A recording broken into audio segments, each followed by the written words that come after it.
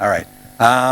So we have one more, some more remarks from the presidency of the Ghana Academy of Sciences, Arts and Sciences, and that's Dr. Oteng Yeboah. Please, sir.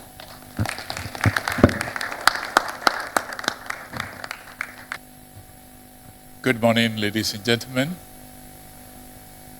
I think I'll remain in the same protocol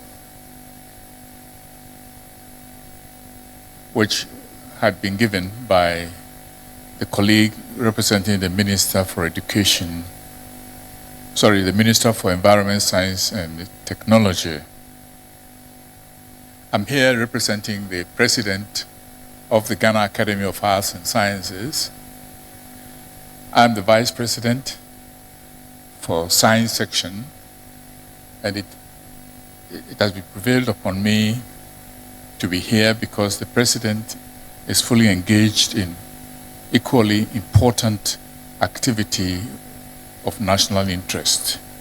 So she has asked me, I'm referring to Emerita Professor Isabel Kwachi, to represent her at this meeting. It's a great honor to be here this morning and also assist in this day, which is the second day of a very important regional conference in Africa, where you have the ARC-EDS, referring to Africa Regional Conference and Exhibition on Education and Skills. I'm happy to bring warm greetings from the Ghana Academy of Arts and Sciences and to also express our deep appreciation to SDEV Foundation Africa and its partners for organizing such a timely and visionary gathering. This is more than a conference. It's actually a moment of awakening. We are gathered here to confront the future, a future where quantum science, an area that challenges how we understand the universe, has moved from abstract theory into real-world technologies that will shape how we live, work, and interact. We are entering what many are calling as the second quantum revolution. And this revolution is no longer confined to university physics laboratories. It is now powering new frontiers in computing, medicine, energy, communication, finance, and national security. Quantum computers are solving complex problems we once thought impossible. Quantum sensors are enabling unimaginable precision in diagnostics and environmental monitoring. And quantum communication promises to redefine how we protect and transmit information. The world is moving fast, and so must we. We should also move fast with the world. Africa, and indeed Ghana, cannot afford to be spectators in this revolution. We must be participants, co-creators, and leaders as well. The question then is not if we join the quantum future, but how we prepare our institutions, our researchers, our educators, and most importantly, our young people to thrive in it. This brings us to the critical role of education. At the Ghana Academy of Arts and Sciences, we believe strongly that building Africa's quantum future begins in the classroom. We must begin to introduce quantum thinking at earlier stages of our education system, not just at the postgraduate level, but in our undergraduate programs, our secondary schools, and even in how we inspire curiosity at a basic level. Quantum science is not only about equations and particles. It is a way of thinking, a way of asking bold questions, embracing uncertainty, and imagining new possibilities. These are exactly the qualities we must cultivate in the next generation of African thinkers. But this cannot happen without deliberate investment. We need to train our teachers to demystify quantum concepts and inspire confidence in students. We need to build laboratories and simulations that bring these abstract ideas to life. We need to develop Africa-centric curricula that link quantum principles to our own challenges in healthcare, agriculture, and energy.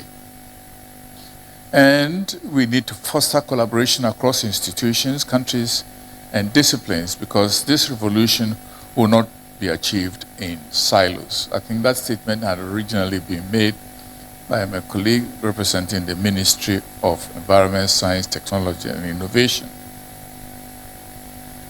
Here in Ghana, we have begun to lay the foundation. Our universities are training physicists, engineers, and data scientists. Our researchers are contributing to global knowledge, and through platforms like this conference, we are nurturing a national and regional dialogue on quantum readiness. As the Ghana Academy of Arts and Sciences, we see ourselves as both a platform and a catalyst for this transition. We are committed to supporting interdisciplinary collaboration, convening thought leaders, and mentoring the next generation of scholars in frontier science. At this juncture, I would like to commend SDEV Foundation Africa for the bold step of launching the FKA Alute lecture series on quantum science, honoring one of Ghana's finest scientific minds and a proud fellow and past president of the Ghana Academy of Arts and Sciences. Prof. Alute was a pioneer, not just in mathematical physics, but in building a scientific culture rooted in African excellence. His legacy reminds us that Ghana has always had the potential to lead, not only to learn, but to invent, to contribute, and to shape the global narrative. Let us therefore not be timid in our ambitions.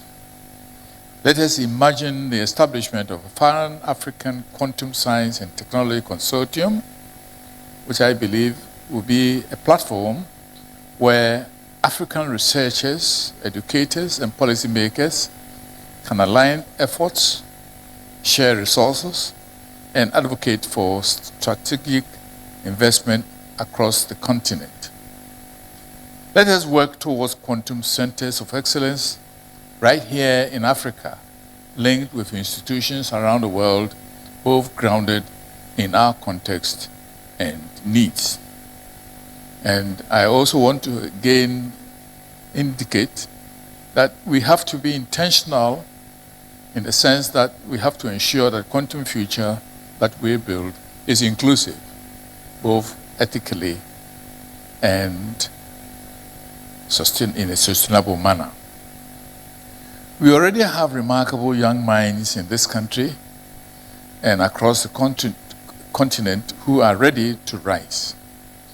What we need is an ecosystem that believes in them, invests in them, and opens doors for them. In closing, I would like to emphasize that this moment is not just about science. It is about vision and courage. The quantum world is strange, fascinating, and full of promise. But it's also a reminder that the future belongs to those who dare to understand the experiment and to collaborate. Let us choose to be bold. Let us choose to lead. Let us build an Africa that is not a late adopter of global innovation, but rather a driver of global innovation. On behalf of the Ghana Academy of Arts and Sciences, I would like to wish you a fruitful and inspiring day 2 of this global education event. Thank you, and may your conversations today light the path to a quantum-powered future for Ghana, for Africa, and for the world. Thank you very much.